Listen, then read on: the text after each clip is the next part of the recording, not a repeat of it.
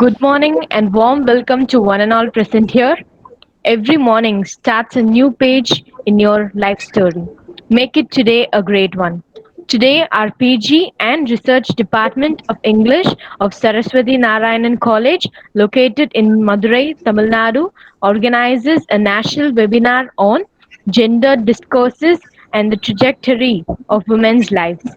We are very happy to organize this kind of an informative program during this pandemic situation. The session will start sharply by 11:30 a.m. Before that, we request you to mute all your audio and video for the smooth conduct of this program. During this during this webinar, please do not try to present and do not interrupt in between the session. Please type your questions in the chat box. After the session gets over, your questions will be answered by the resource person.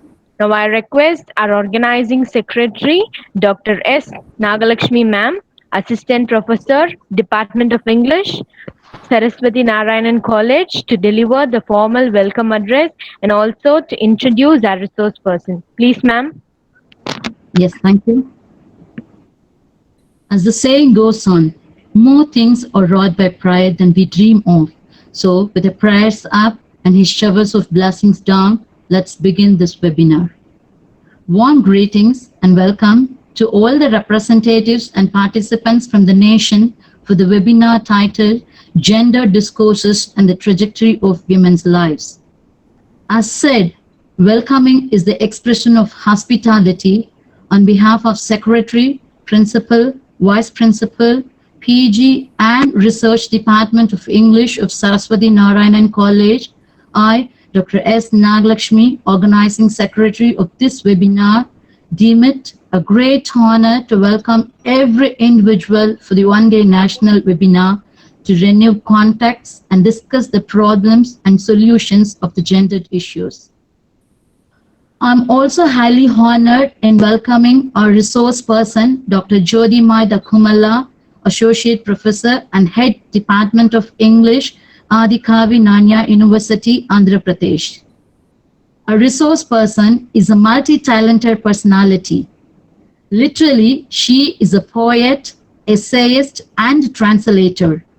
Her future aim is to translate from English to Telugu and vice versa in order to heighten her vernacular literature to an international platform. With 20 years of service in teaching, she has published many number of research papers and book chapters on various themes. She also possessed half-decade of administrative experience as district officer in Women and Child Welfare Department in Andhra Pradesh. This service is the catalyst for her interest on gender issues. Who is the right person to speak in this forum? Welcome, ma'am. Thank you. We are very much aware that COVID-19 is already testing us in number of ways. On the other side, the most deadly dangerous we could find is a silent pandemic growing violence against many women and girl children. With regards to this, United Nations has recently reported that nearly 30 to 40% of women are experiencing violence in various forms irrespective of ages, especially during COVID-19. Hence, the Secretary General of the United Nations has insisted all the government of the nations to make the prevent and redress of violence against women as a key part of the national response plans for COVID-19. In addition, the decision to call for this webinar was made after the circular from University Grant Commission to conduct webinar on gender bias on 25th June 2020. So we are honored to hold such a webinar that is of vital significance for the needs of the heart. I also believe that this webinar will be fruitful under the full support of all the NDVET participants, and I'm excited to get to know all of the new faces here. Once again, I wish everybody here a good health and a happy note of welcome. Thank you. Due to COVID-19, most of us are meeting sapping time. So I hope that today the talk would inspire ideas and discussions around the ways that we can make our city and family a better place. Now over to Dr. Jyotirmay ma'am.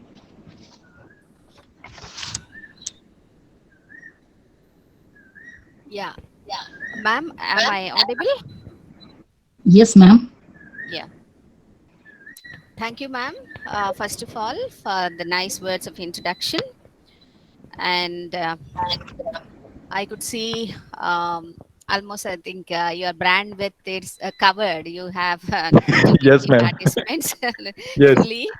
So the session is full. Let's yes, see ma'am. that it will be fruitful. Yes, And ma'am. Yes. good morning to all the participants and the organizers. Hope you are all doing good in these days of pandemic. And at the outset, I take this opportunity to express my earnest thankfulness to Dr. Chandran, head of the Department of English, Saraswati Narayan College, along with the respected principal, Dr. Kannan, and Dr. Krishnan, vice principal. Last but not least, Dr. Nagalakshmi, organizing secretary of the webinar, and all other committee members.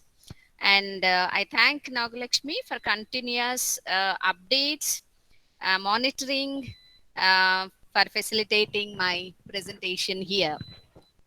Thank you, Nagalakshmi ma'am, for the nice introduction also once again.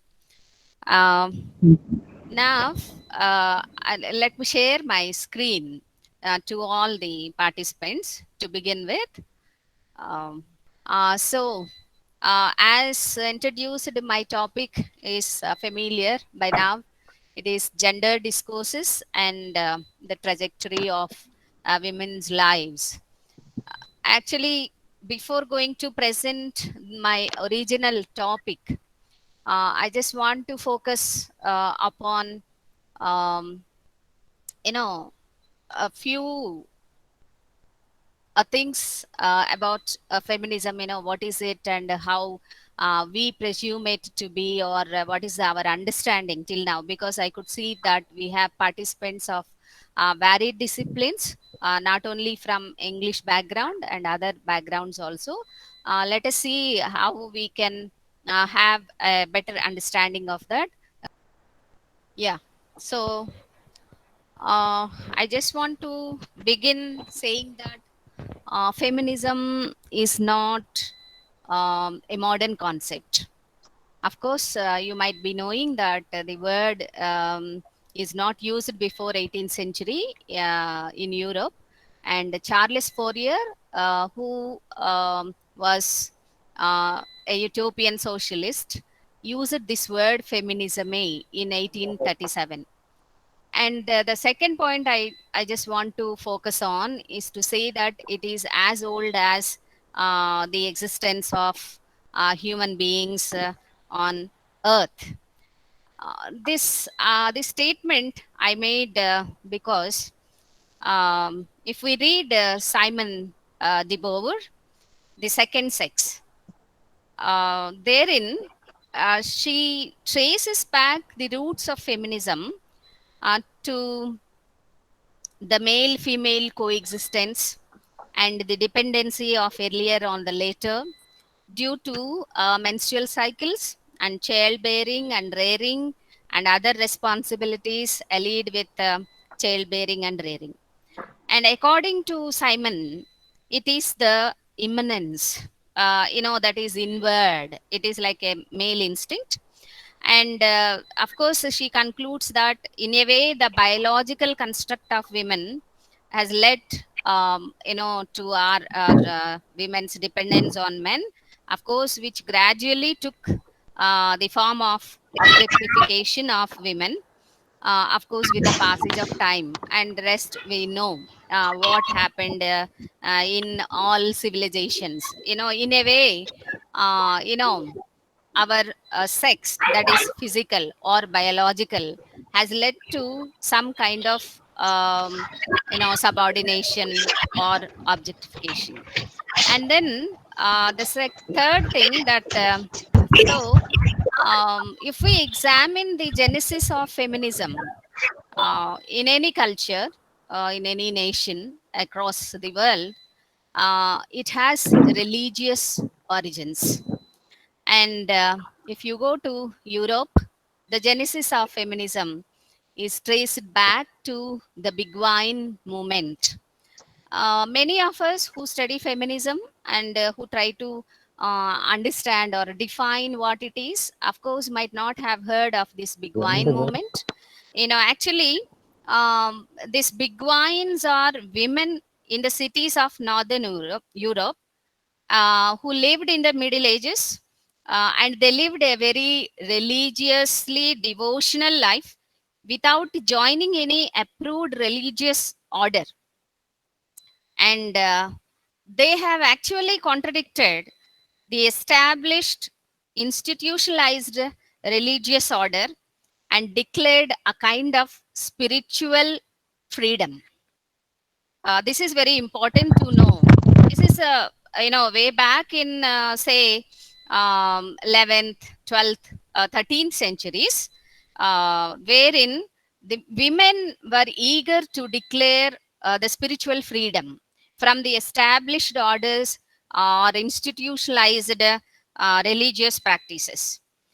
But their movement was growing in very highly, and in fact, let us not consider that there were only women, big wines they are called as, who sought this religious freedom. But the opposite, the binary, like male female, big wines and begards are there.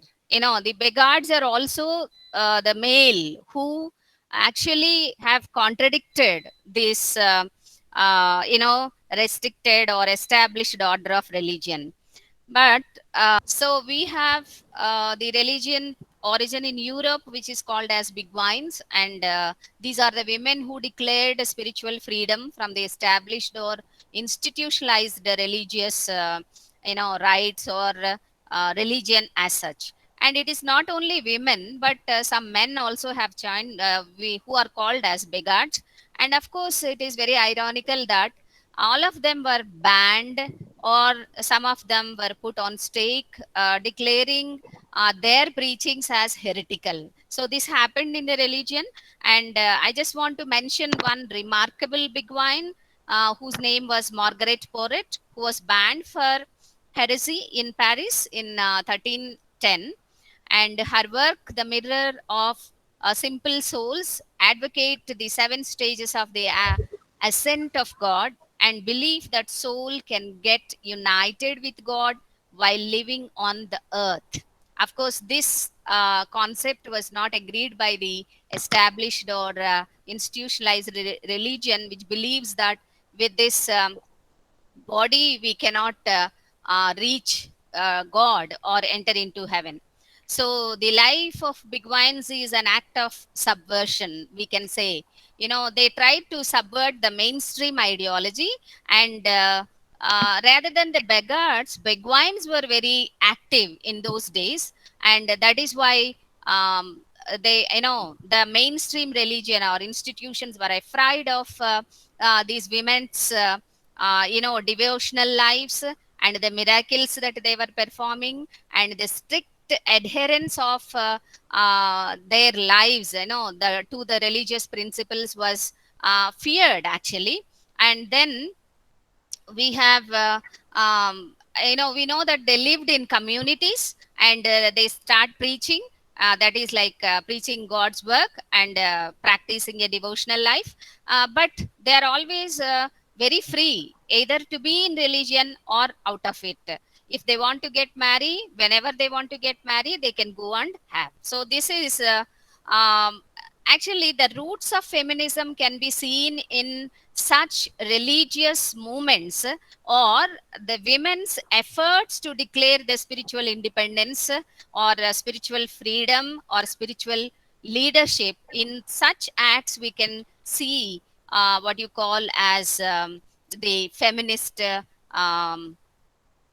movements during the Middle Ages, or even in the ancient times. And then I just want to focus on the next point, that is in the third slide of mine, that is fifth point. And this is, don't think that this is only in Europe or America. Even in India, we cannot just contradict the religious origins of feminism. Though it may sound very strange for some of you who did not maybe look the lives of women saints from this point of view. And we can consider the lives of many saints, uh, as feminists, and they are feminists practicing feminism, and they are seeking deliverance in a way from the burdens of marriage, motherhood, and all other allied burdens that are there. And of course they were seekers of speech and peace and hope in their religious faith to escape from various disturbances of life. And we have, of course, many examples also from our own, what you call, civilizations.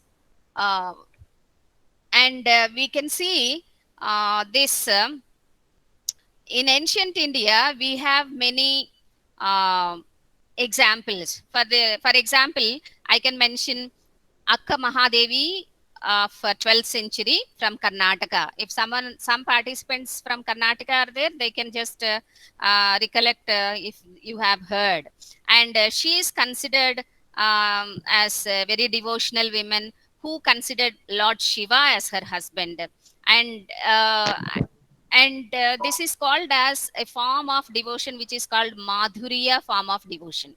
And we have Saint Andal from Tamil Nadu. Even the organizers might be having a an idea about this Saint Andal, who belongs to 8th or 7th centuries, and Sant Binabai of Maharashtra, and who is a 17th century disciple of Sant Tukaram, and many I know, Mirabai of Rajasthan, and then Lalleshwari or Lalleshu is from Kashmir, and many others too. I just mentioned only a few to establish that we cannot contradict the religious origins of feminism, even in our Indian culture. Okay. Uh, yes. Then we have so many books, written to say that, of course, feminism has religion behind it. Like the emergence of feminism in India, 1850 to 1920. It is written by Padmaja Angul, and it traces the religious origins of feminism across the world, and it affirms also. And women writing in India, 600 BC to the present day, volume 1 and 2, of course, edited by Seshu they also try to establish that during the colonial times, Christianity has played a significant role in shaping the feminist thoughts. In fact, then Christianity is not as we consider nowadays for the lower, weaker sections of the society, but it is the elite women who were converted by the British missionaries in the beginning, and many of the elite converted Christians were interested in bringing up women's reformatory movements, as we have many reformatory movements initiated during the colonial times, like abolition of sati and all. This is a different story, which and we read it as part of history, and we may not think of the feminist uh, undertones behind these reformatory movements that were taken up. And in fact, no women was brought forward or to the front screen to say that women were also fighting for it, reformation, especially the Christian converted women of elite sections of this during our colonial periods. Now we the next point I just want to focus upon is feminism from the very beginning has different goals. As my if my slide is visible, you can notice there. Yes, Nagalakshmi ma'am, is it visible? Yeah, visible, ma'am. There you can read my point, wherein feminism's goals, aims have been dynamic always, and things Yes. they were changing, because we have traced the roots for the religious or the spiritual leadership, showcases that there is a continuous evolution of its goals. Then they fought for education, okay, or educational aspects, as we see in the works of Kristin D.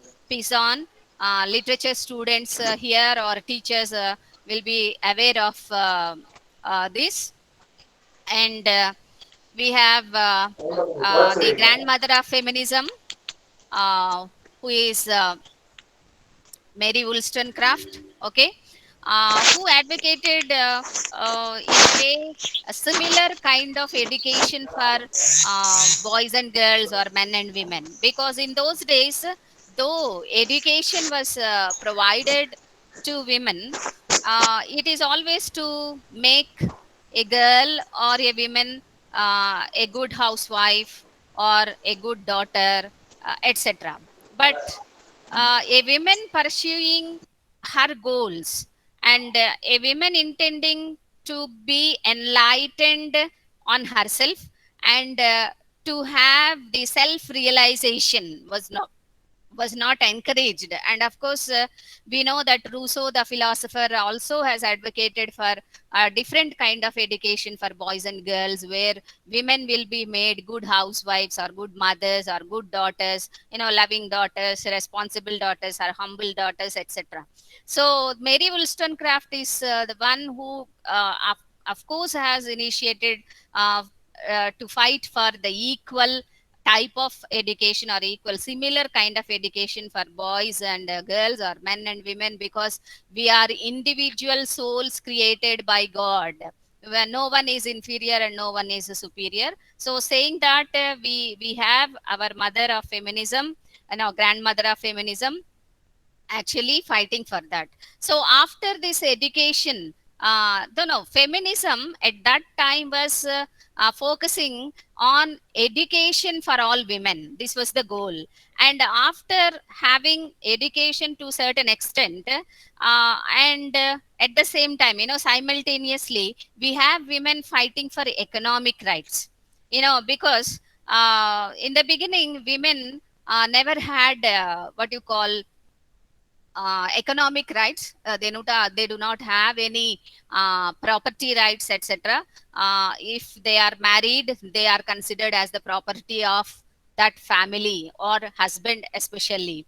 So we know how women were not considered as subjects, but they are always uh, objects, and they were considered as the property owned by the male societies. So they started simultaneously for economic rights. So we have in the history, if you see, the 1832 Equal Pay Act. Okay, from there,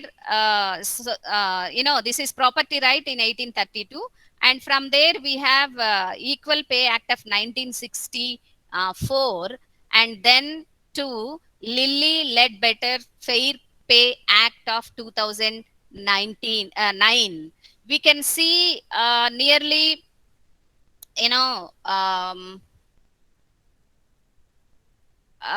2 decades, 2 centuries of fight for economic rights, and still we are fighting. Of course, this scenario gives you an idea how, at wage gaps prevail, and there are nations, which pay less for a women's work, etc. Then feminism goals after economical rights have, not after but simultaneously have shifted to what you call uh, political rights. That they are this is what, in studying the women suffrage movements, we call as the suffragette or suffragettes we have.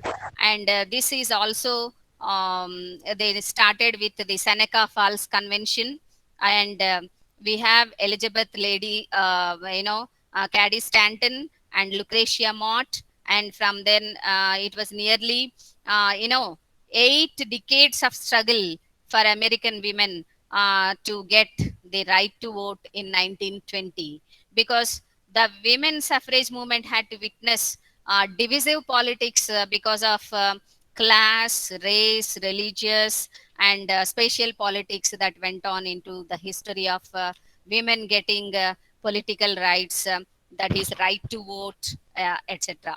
Of course, after that, we know all the history, and yet women across the world after colonial phase could uh, you know observe that they need to transform the society socially. So after the political rights, gaining political rights, after gaining political rights to certain extent, now we have religious freedom, education, and then economical and political.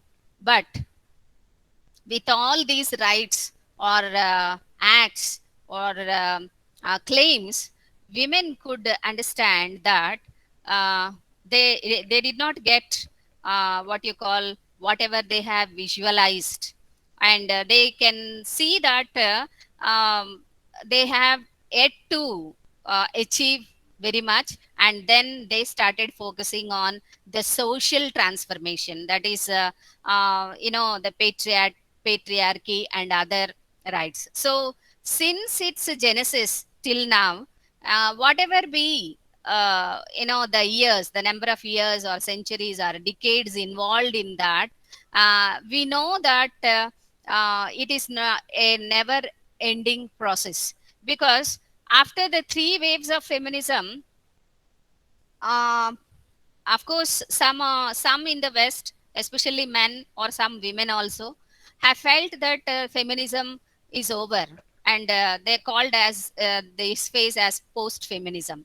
But nowhere it is over, and nowadays we see, as in the introduction, Nagalakshmi Madam has pointed out that there issues are feminist issues because of the increased rate of percentage of violence against women, either it be a physical violence or a domestic violence or sexual abuse or whatever it is, of women of different ages, or girls, tender aged girls are also being uh, you know uh, suffering or make the victims of this. So I think that there is no post feminism, or this is a post feminism phase that we are in. So the decades, the centuries of history of feminism, and of course we have milestones to what you say point out. We have many success stories also, yet there remains much to proceed, and to go on and to fight, etc. So this is how I say that feminism has been evolving in fixing its goals. So one after the other, one after the other, they were, while fighting, they thought that if we achieve these rights, we will be free. Yet of course they are free to some extent, as of course, to quote Rousseau, a man is born free but everywhere he is in chains. Of course, this we can apply to women. In fact, the philosopher Rousseau, um, means by man means human beings, all human beings, and we can attribute this fact to ourselves, to say that we are not completely free, or it is a what we can say is, can we be absolutely free at any point of time? We, in the sense, not only women but all human beings. So this is a very philosophical, higher philosophical question that needs to be answered. Yet women have been fighting, and though we have achieved much, there remains much to be achieved.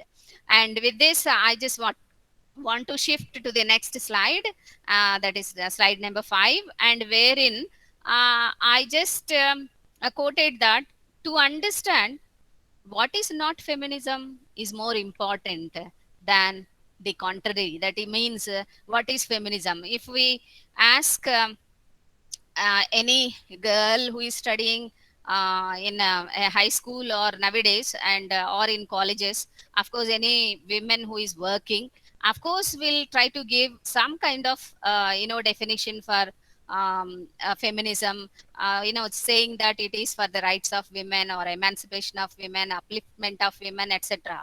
But I just want all the participants to focus upon this thing, to know what is not feminism.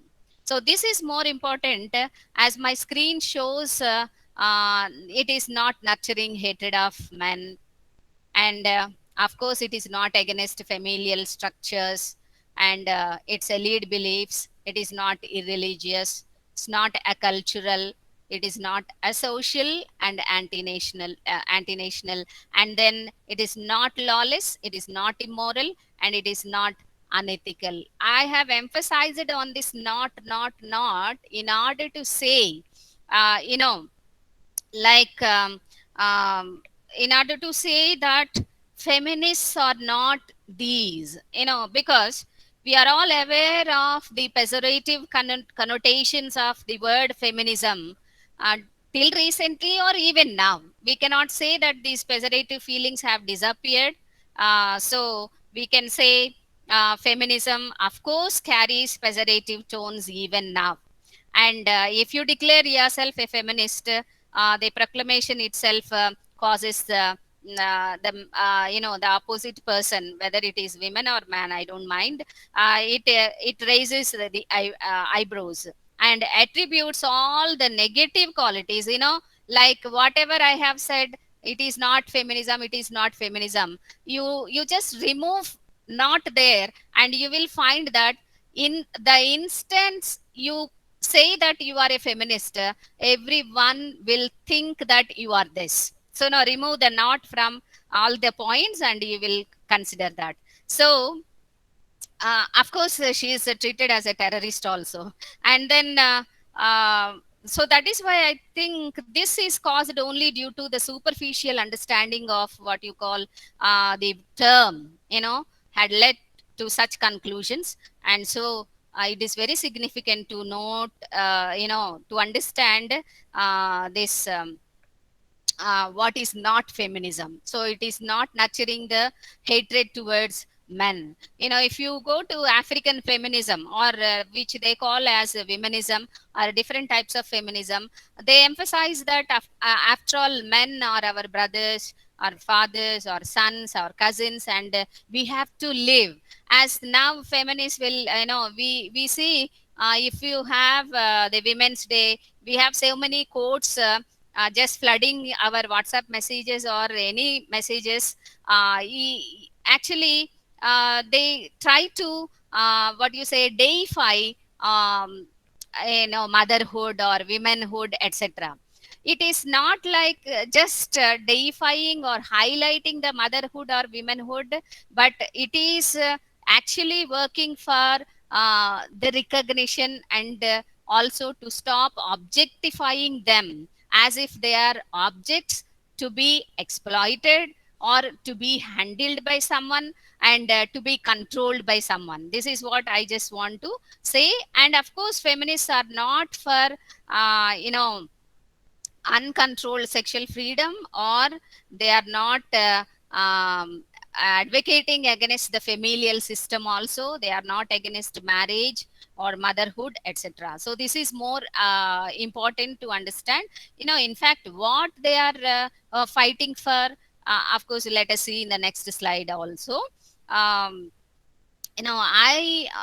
with my understanding of feminism till now, with my exposure to different texts and articles that I have read, and my research, and my encounters with different issues in my life also, I think that feminism is evolving to be a great philosophical and ideological movement. And it is not simply a political and a social movement as many of us presume. And it is trying to evolve into a great ideological and philosophical movement.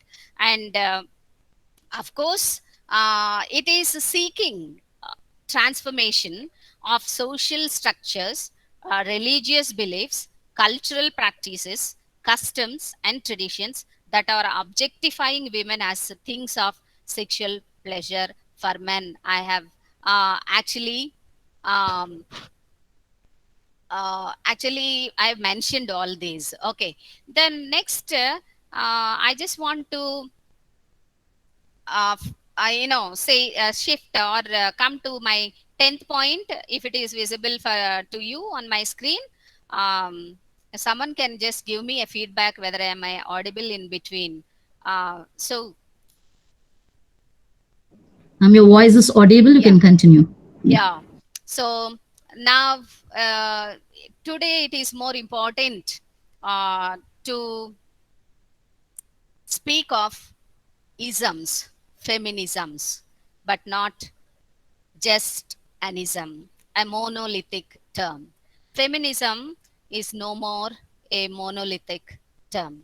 And we have, you know, the history that witnessed the dire consequences of making feminism monolithic. During the 19th century in America, there were efforts made to unite all women to fight for what you call procuring various rights for them, and yet it got transformed to be a white middle class women's movement, ignoring the class, racial, and other discriminations extant in the society, and that became actually very objectionable.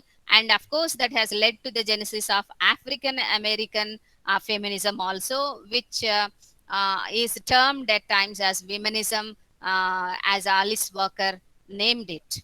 And so, this dominance of one idea or one way of life for women, especially middle class women in America, it has led to the conclusion that it left out some sections of women.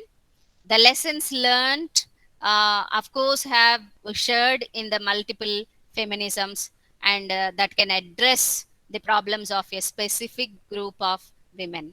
So, the contemporary human world is, of course, as you all know, a hub of diversities, and it becomes inevitable that uh, a feminist address the needs of individual women as such. So I just want to conclude this part by stating that it's a futile exercise to give a single definition to feminism, of course, which encompasses uh, you know, all nonsense of uh, feminisms, and it is very impossible, and it becomes a very futile exercise also.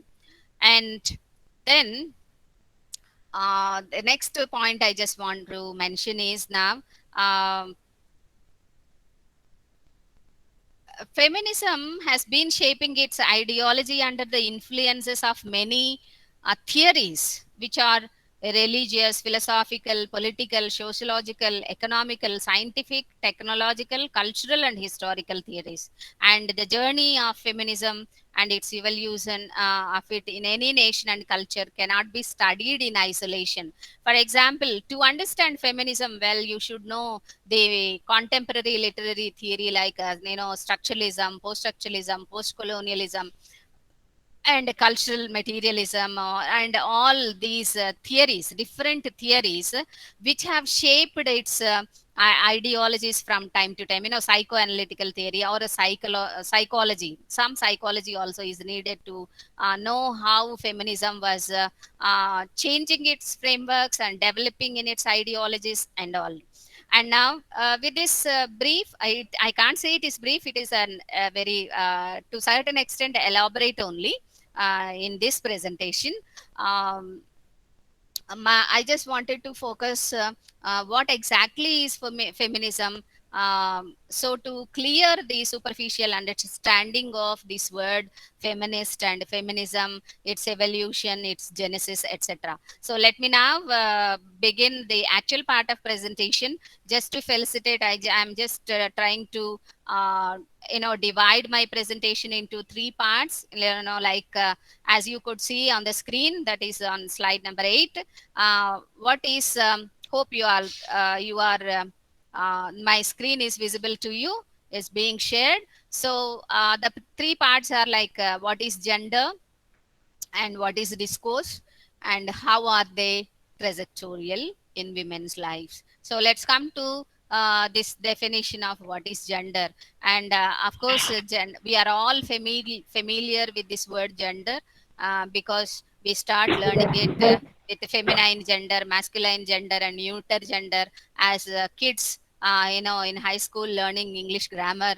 And later on also we are very familiar. And in fact, in the contemporary days, this gender is the buzzword, we all know. In fact, let us think what is this. And it is, of course, I have stated there, a sociological unlike sex, which is fixed biologically. And that means, in other words, it varies. Gender varies culturally, spatially, and temporally. Culture to culture, the gendered roles or gendered discourses vary. And from time to time, the gender roles were evolving. And spatially, that is, from one place to the other one. Of course, uh, we have what you call differences in the roles of male female genders. And in other words, we can understand that it is what you call uh, it is evolutionary, and it can be changed. And then let us see the WHO. Now, thanks to this corona pandemic or COVID-19 pandemic, who is very much in news. And we all know, everyone now, even the layman knows now what is who and what is it doing, etc. So the World Health Organization has a definition for gender. Of course, it is visible there. And it says that gender refers to the roles, behaviors, activities, attributes, and opportunities that any society considers appropriate for girls and boys and women and men. And gender interacts with, but is different from, the binary categories of biological sex. Of course, this binary categories, you all know what is a binary. We always look the world from the point of view of binaries, like male female, black white, then dark light, etc. And in the binary, always the first term is validated every time. So here, after reading this, I was thinking, and all the participants, of course, along with me, can ponder on the questions that I have placed on the next slide. Um, so we have the question: are all our roles appropriate as men and women? As we say, gender refers to the roles, as WH. Oh, sir, Ilayaraju sir, it is, participants are saying that the screen is not visible. Just look into that In one. in between, someone else have presented. Yeah, yeah, Stop. sir, sir, just sir. Then, so you can, if is the screen visible now? Yes, ma'am. Yeah, right. Then you can just read there on it. I need not repeat it. So I was wondering, after reading or going through this gender definition given by who, and I was just pondering. And then I was thinking, after having these questions, why do we have housewives only and not the house husbands? And why do women strive to fulfill the role of housemaker, though she works outside? And why we see husbands cooking, and doing other regular household chores only in movies and ad films? As you have a Yes. beautiful, yes, of course. Am I audible? Hello? Yes, ma'am. Yeah. Yes, ma'am, it is So audible, please. it's we a very romantic presentation of husbands cooking or making coffee, etc., as we have the ad for brew instant coffee or some other things. We could see that the husbands cook and doing other regular household chores, and only in movies and ad films or documentaries. Here, of course, some of the younger generations may contradict with me, because we can see households where husbands are working, but I cannot say that this 90% or 80% of houses will have the same scenario. And if it is our generation, um, of course 100% houses will have this scenario. This scenario means where housewife cooks, or the wife cooks, and children play, and father is reading newspaper or watching TV, etc. Yes. Or if you ask any children, uh, who cooks in your house, obviously the answer will be mother. If you get the other, like the father, it we can think that of course we are reaping the fruits of feminism, and the activists, all feminist activists, dreams have come true to answer, to see or to hear that answer of fathers cooking. Of course they may not be now and then even, and then you know um, in this context, I just want to focus on the Indian situation. Actually, I think that Indian women, of course, suffer with ideal housewife syndrome. Though, like, what is ideal housewife syndrome? They want the house very clean, tidy, and neat, or everything adjusted, everything, she can cook two types of breakfast or four types of curries, and then serve the kids, and the spick and span, the house is very clean, etc. This kind of, instead of our hectic work schedules, we just aim to have that. I don't know why. And here we can just recollect Chetan Bhagat, who is a very popular uh, actually writer. And Bhagat, of course, questions that why do Indian women want to be best in everything? Like, they want to be a best housewife, best daughter, best daughter-in-law, best mother, best employer, best housekeeper, etc., etc. And I ask the participants to think whether it is true or not to some extent.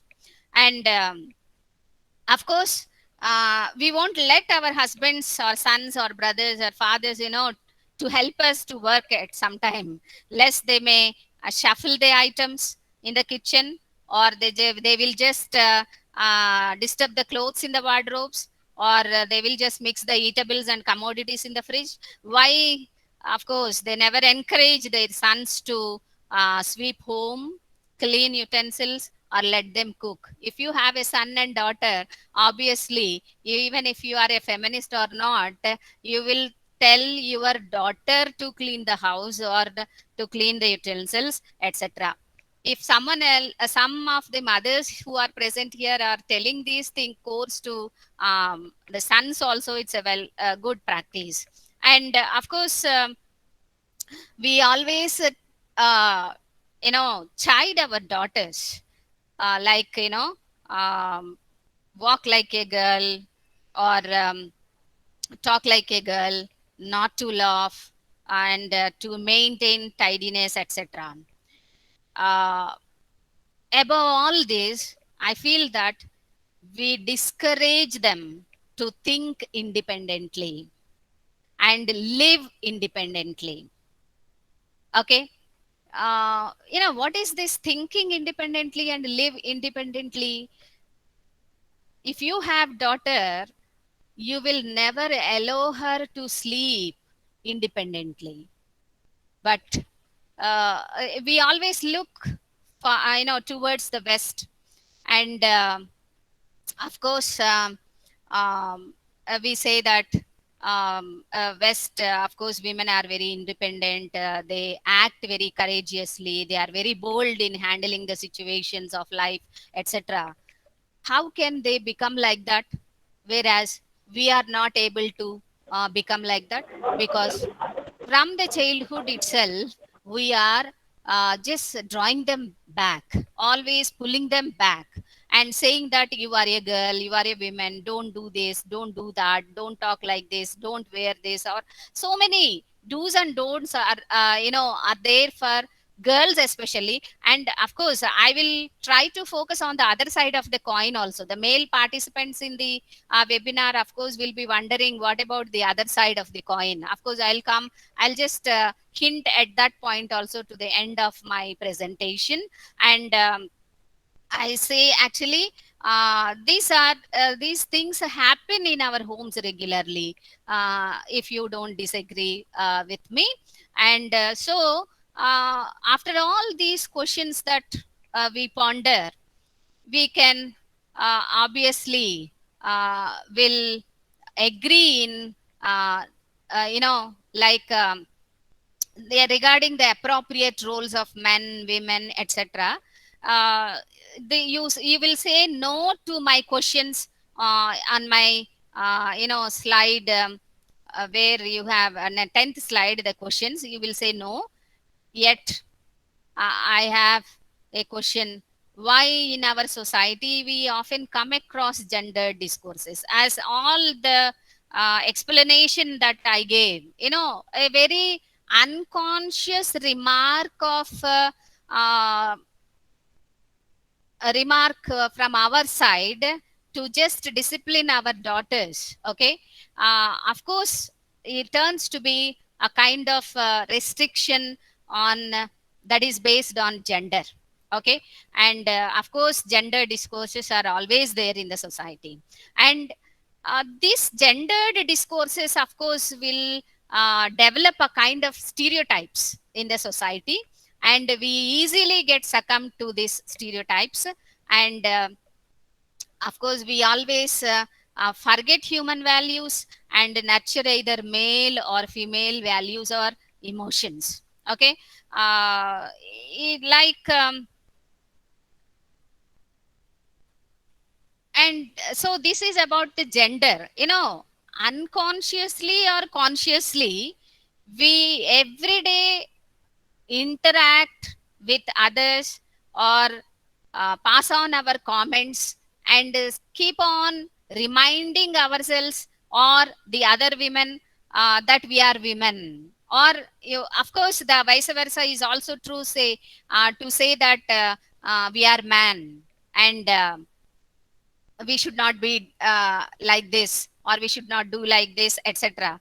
And the same is true for women also. So by now I just want to familiarize you that gender is not something that is defined by someone else, and it is always all pervasive in our day to day dialogues, conversations, communications, our works, etc. Then let us come to the second point of my presentation, that is what is a discourse. And my screen shows a definition. Okay, if you read it, you will understand how powerful a discourse is. Actually, I'm just trying to because it is visible on the screen, you can just read it or take a screenshot and just later you can ponder. I just want to give you a general idea of what the discourse is. And in it is nothing but a talk. A discourse is nothing but a talk, a dialogue, and a conversation. It can be either formal or informal.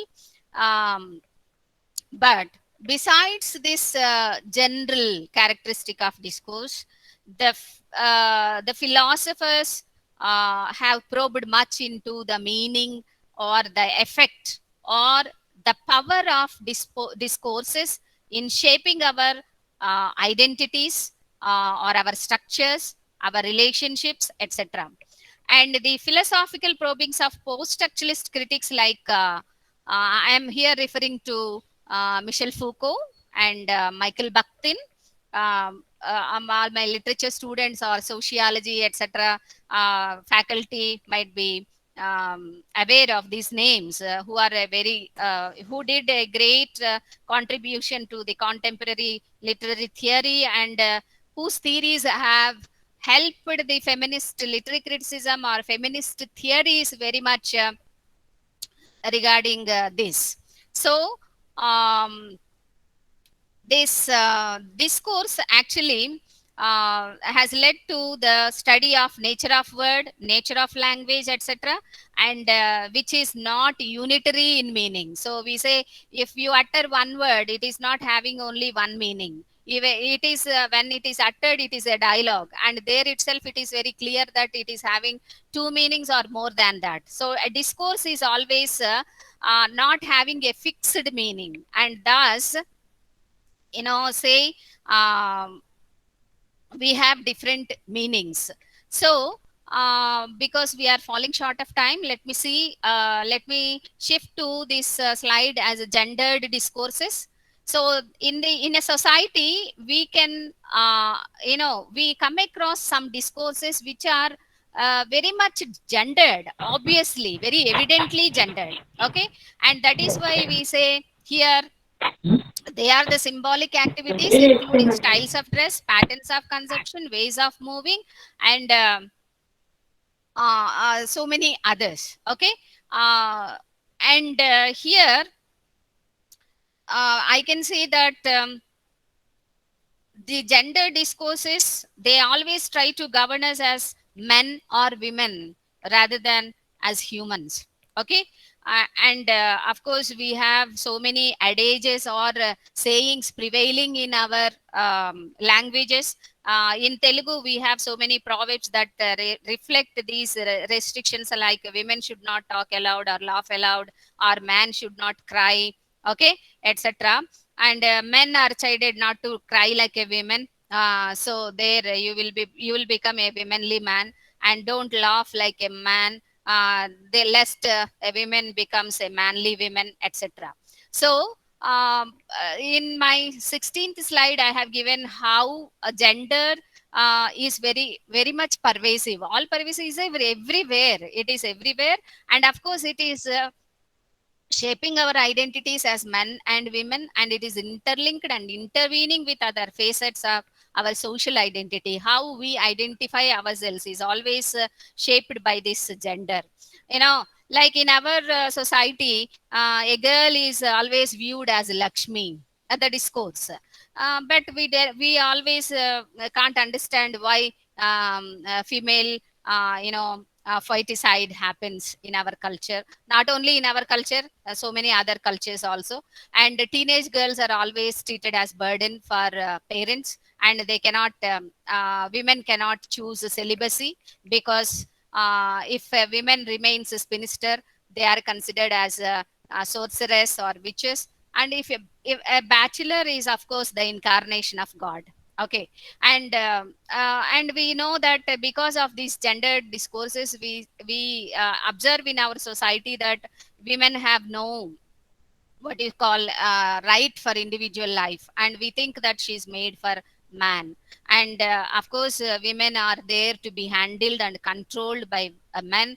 And I know women is for beauty and man is for duty, and women is for cooking and man is for working, and these kinds of, and at last we have women for chastity and virginity. Of course, these gendered discourses develop a kind of stereotypes of virgin women or chaste women, etc.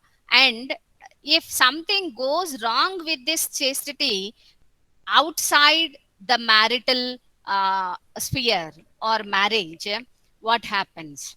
This is actually always referred to as rape. Okay, and we have what you call this rape stigma. Imagine one a poor girl or a woman is raped, and what position she will be having, how stigmatized she will be, and how being a victim, of course, she uh, suffers. This is what is the trajectory, the trajectory of women's lives.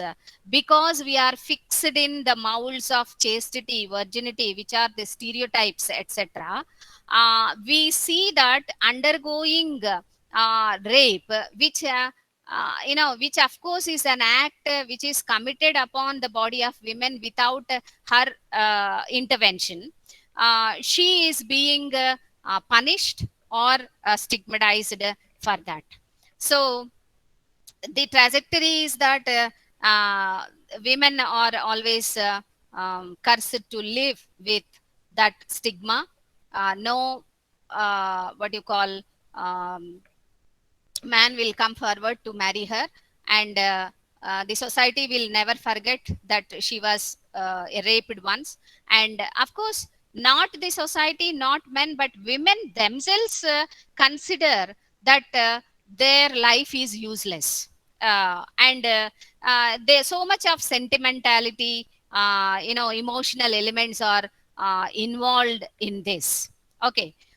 So the trajectory is that if something goes wrong with these constructions of chastity, virginity, etc., what is happening to the life of women later? This is what we have to think. And how can we, of course, stop this? I am trying to present that unless we look at this rape as a physical assault on women, there is no solution to remove this stigma. So we have what you call, um, the trajectory. It is not only um, one stereotype of chaste women, etc., virgin, etc., but say there are many other stereotypes also, as I have mentioned in my slide 24. I've skipped some of my slides because of want of time. And these stereotypes are, of course, barren women, infertile women. You all know how, if women cannot become a mother, how she will be stigmatized in the society. And if a woman is very talkative or friendly, amiable or amicable, etc., she'll be marked as a flirting. Or if she is a spinster, she becomes a witch or sorceress. And if she talks very much, she is a chatterbox. And greedy, gluttonous women or hysteric women. Okay, there so many stereotypes, or negative stereotypes, prevail in our society. And of course, many objectionable, demoralizing, degrading, and obscene stereotypes are also there. And of course, these discourses, which turn to be stereotypical in the long run of usage, of course, have uh, you know making women's lives trajectorial, because they just whatever they want to do, whatever initiation they want to take, they always keep on thinking whether I can do, because I am women. So being a woman, you have to always question, can I do this, can I do this? If I did this, what others will think of me, or how I will be branded, or etc. So this trajectory is, it's like what you call, happening, just dragging us behind. And then um, just making the difficult, our personality development is also what you call, becomes very um, stunted, because we will be always looking back whether I can do this or not, etc. So then I, of course, refer to this stay home, stay safe. This is the motto of nowadays pandemic situation, as Nagalakshmi madam has referred to in the very beginning. But we have to think, we have to think Is home really safe for women or teenage girls? And We have to think, do we have rooms or room of one's own or rooms of our own? And are we not stifling in dreams, fears, and idols? Are we not objectified in the spectrum of sexual, textual politics? Are we not caught up in the feminine mystic? The feminine mystic is the one which is the syndrome, the housewife syndrome that is caught up. And what shall we do? Um, Amidst all these, the trajectory of women's lives is always there, and we feel that we are um, tied down, okay, by very feeble invisible threads. Yet these threads act like adamantine chains. When we try to free ourselves, we cannot break them so easily. Yet we have to break. We have to gather strength to release ourselves and to keep on singing as the caged bird sings with a fearful trill of things unknown but longed for still, and her tone is heard on the distant hill, for the caged bird sings of freedom. So, after say 2 centuries or more than 2 centuries of visible fight for women's independence, emancipation, or upliftment, we are still in the adamantine chains or shackles, in spite of all the other achievements that we had in our basket as feminists. We have to go on like this. So that is why I think, to conclude, let us start interacting to restart the vindication. So the vindication of women's rights, which the grandmother of feminism has started, that was actually begun by her. Now we have to revisit it or restart it, and of course we have to make it the current motto. And of course, sitting here and watching or hearing this presentation, I think we have to think of lakhs of women who never heard the words of feminism and gender. Of course, coming to the other side of the coin, I just want to say, I don't deny as a women that there are male stereotypes, and of course, um, there are instances where male also feel threatened, and of course they are exploited, etc. But um, we need to contemplate how far they are filled with the effects of stigma that mars their personality development in case of men, as it happens in case of women. So, with these few remarks on the gendered discourses, which are all pervasive in our society, and how they affect our psychological consciousness or unconsciousness, personality development, etc., we have to, of course, there is no full stop.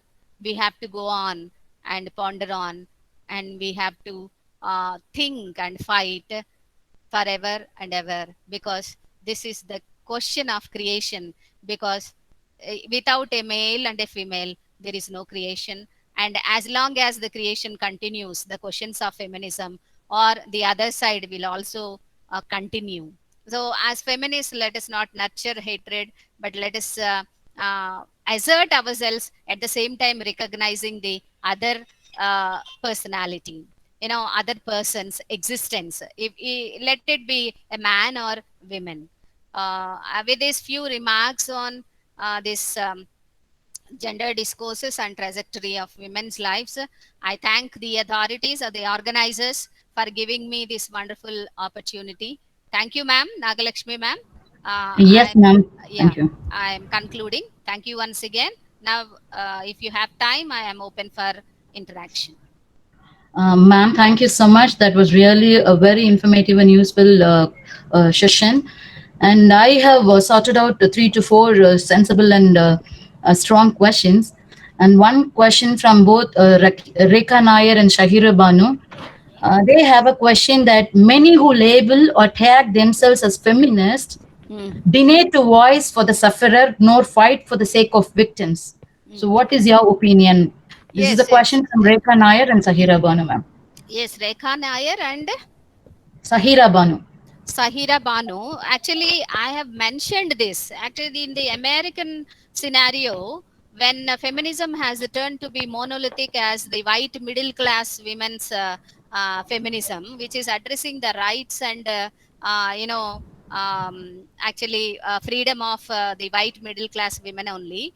The same question was raised by the African Americans, and from there only feminists have started addressing the uh, other sections. Of course, in Indian situation, if you take the mainstream feminism, the other groups like Dalit feminism or minority feminism, etc., they feel that the mainstream feminism is not addressing their questions, and that is why I said that let us not think that feminism is an ism, but there are feminisms in plural. It is true that the elitist kind of feminism or white feminism did not answer the questions of the underdog or the exploiting of women of other groups, other sections. So that is why there are multiple feminisms now, and now the mainstream feminism is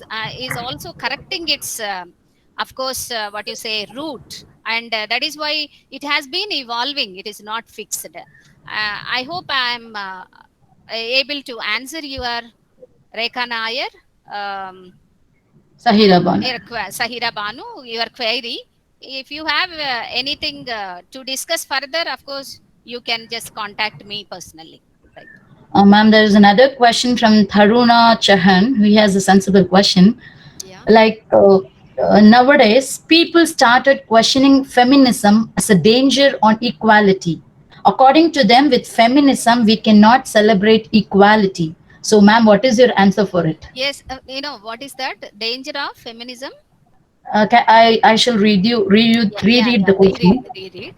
Nowadays, people started questioning feminism as a danger on equality.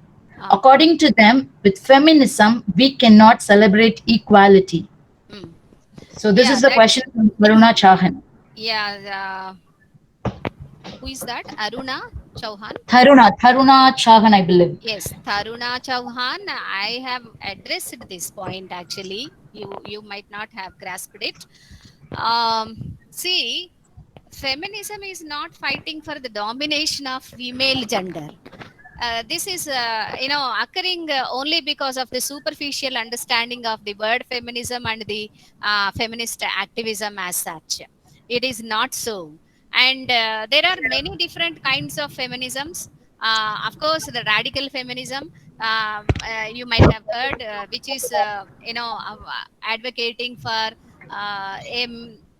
a world there is no man at all, though there is no man or just like that. So it is not that it was corrected its root.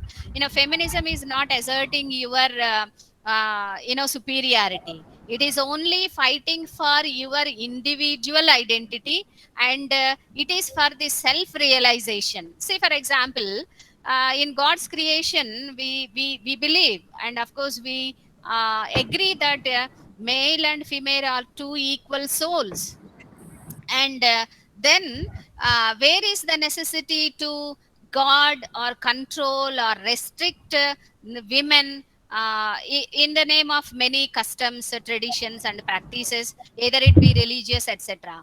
And that is why I have highlighted my slide on what is not feminism. Just try to understand that it is not asserting the superiority of female, rather it is seeking a recognition on par with men.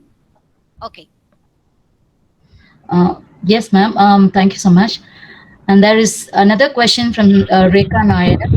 Yeah. The society expects a woman to take care of her in-laws, but nobody speaks about the parents who have only daughters and no sons. Does Mm. not a woman has equal right in taking care of her parents? Of So this course you question, I have. believe everybody suits. It Yes, suits to of course everybody. you have.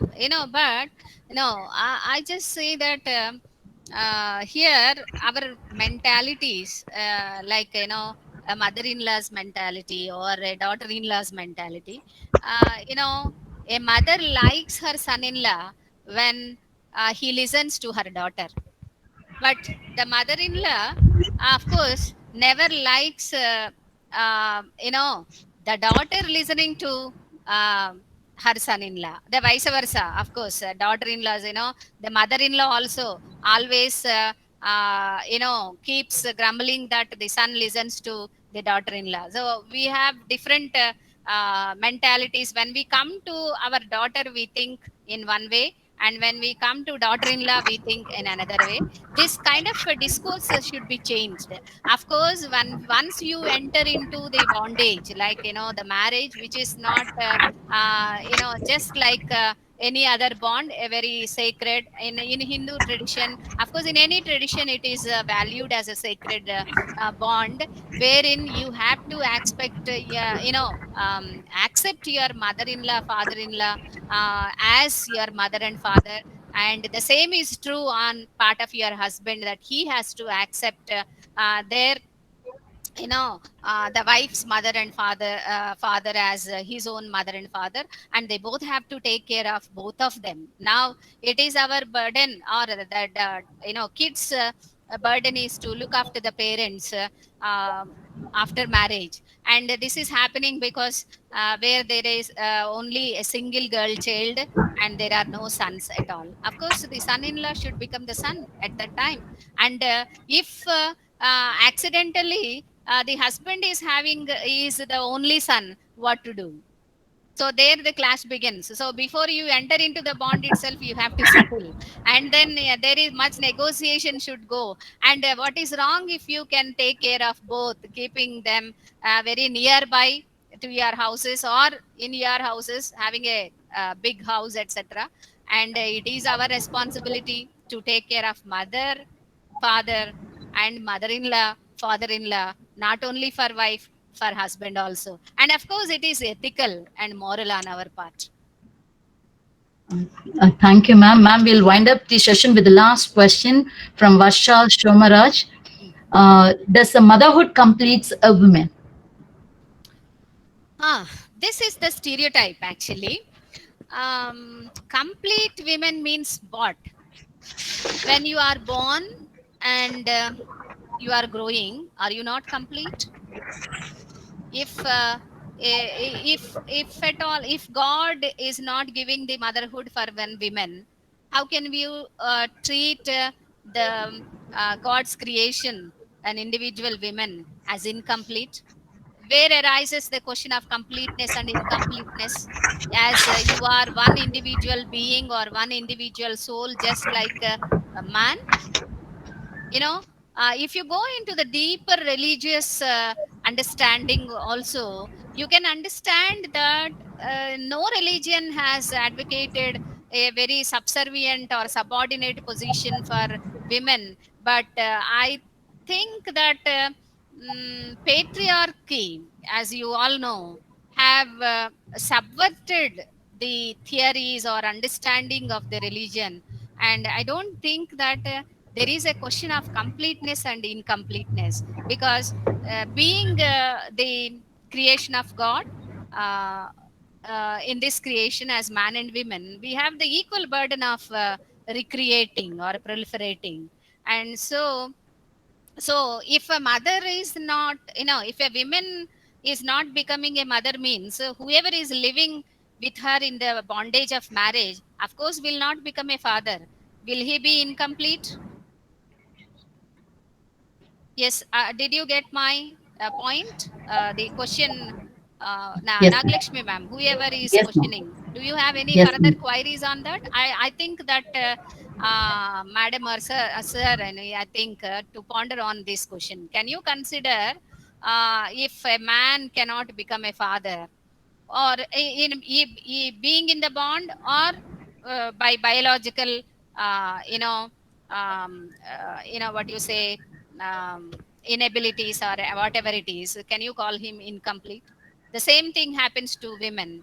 Why shall we say that it is incomplete or complete? Motherhood is motherhood, that's it. We have to accept.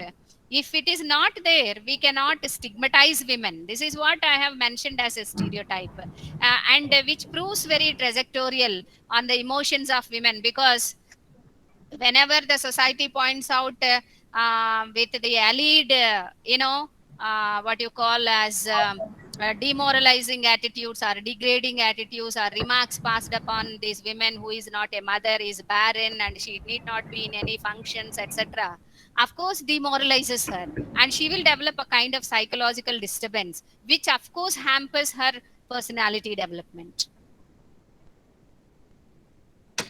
Yes, ma'am. Thank you, ma'am. Yeah. And your presentation gave answer for most of the questions which was put up in chat box. So I really thank you so much. And over to Ilayaraja sir. Do you have any other questions on your side, sir? Yeah, definitely. I should supposed to say humpty numbers of thanks, countless thanks to the madam. Actually, sorry to say this, madam. I thought that one among the thousand webinar, this will also go. I thought, but only the technology was a little upset with your presentation. Yeah. Otherwise, it's highly commendable. Even I was slightly taken up the title and sat in front of the system to observe you, but Okay. the way you presented, it's enlightened me like anything.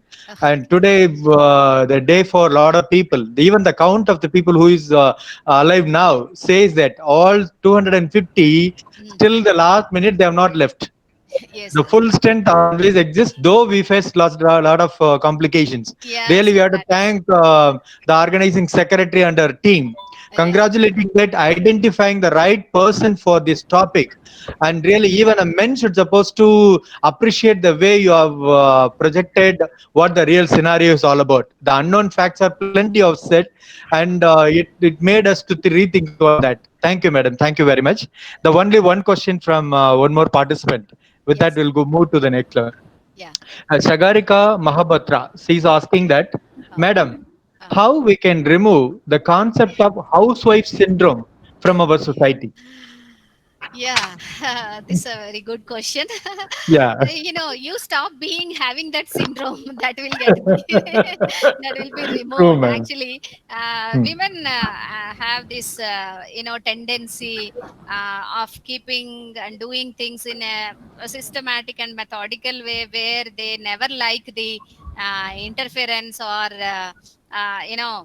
someone coming in the middle and doing something for her.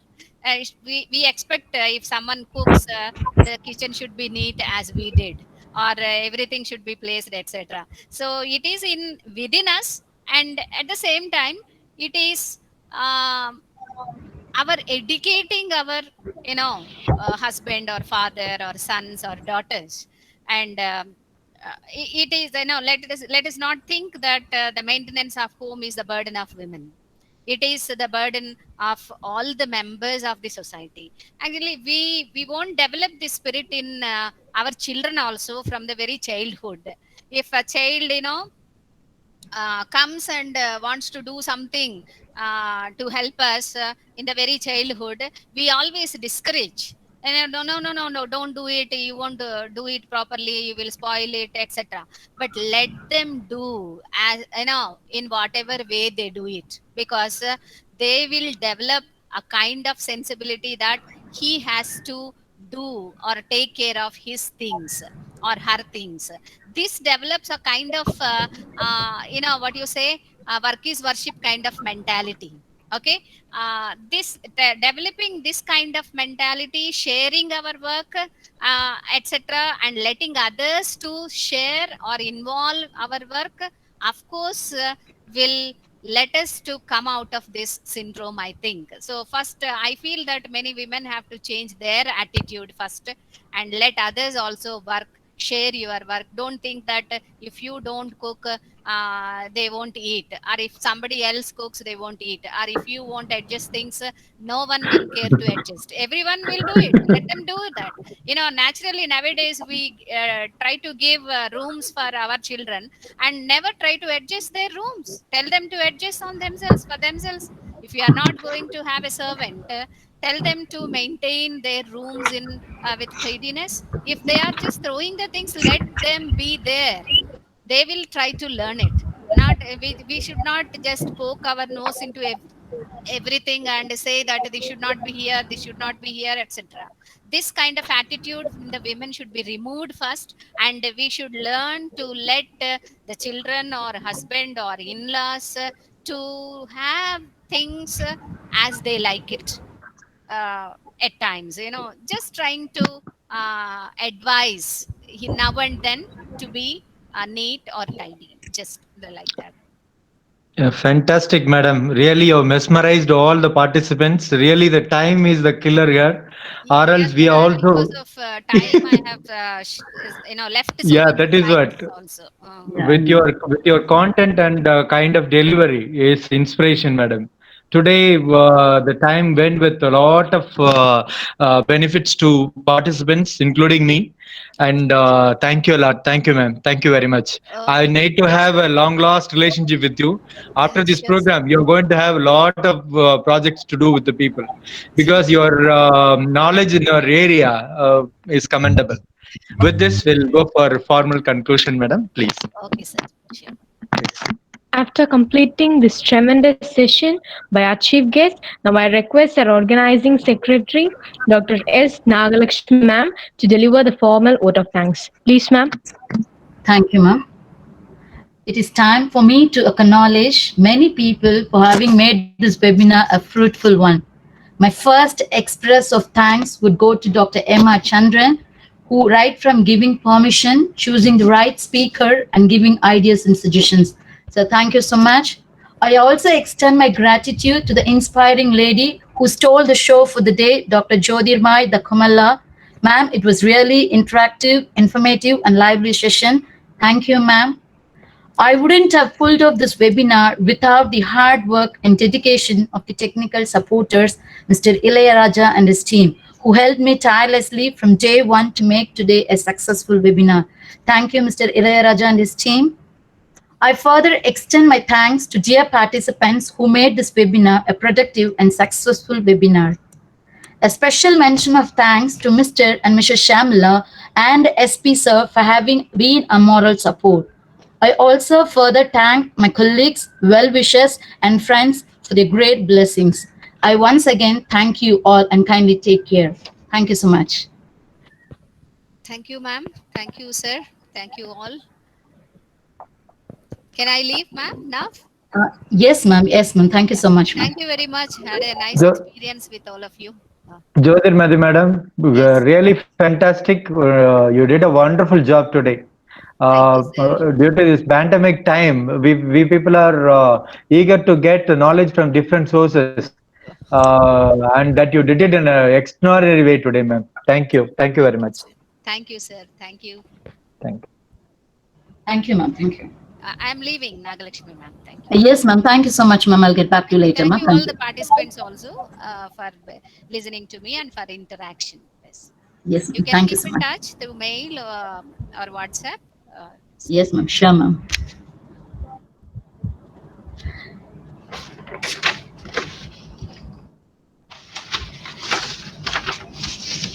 Dear Dear participant, Hmm. sorry, sir.